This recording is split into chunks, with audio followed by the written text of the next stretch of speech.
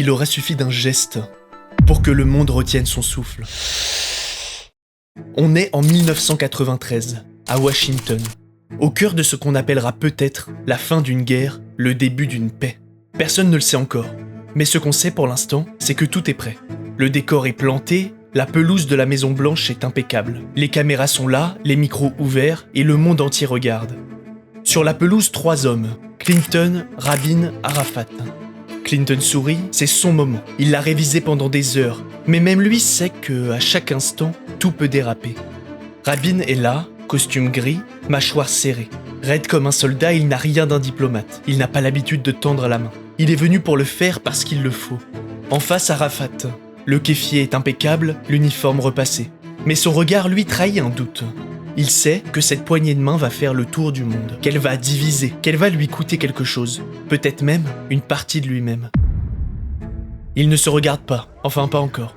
Clinton les observe, puis sans un mot, il écarte doucement les bras, comme pour dire « c'est maintenant ».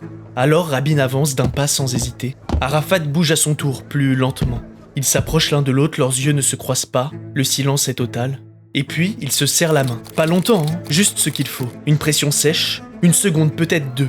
Mais cette image-là, elle est gravée, et elle entre dans l'histoire. La foule applaudit, les caméras crépitent. Certains pleurent, d'autres crient à la trahison. Mais personne ne détourne les yeux. Ensuite, tout va très vite. Les papiers, les stylos, les signatures. L'accord d'Oslo est là. Rabin dit « Nous qui avons combattu les uns contre les autres, nous disons aujourd'hui assez ». Arafat lève les yeux et ajoute « La paix est notre destin commun ». Sur le papier, c'est clair. Un plan, des étapes, un retrait partiel, la création de l'autorité palestinienne et peut-être même un jour un État. Mais dans leur regard, il y a autre chose. Quelque chose qu'un accord ne peut pas effacer. Du doute, de la méfiance et cette peur silencieuse qu'on ne dit jamais à haute voix. La paix est là, mais elle tient à peu de choses. Trop peu. Et déjà, dans l'ombre, certains affûtent leurs armes.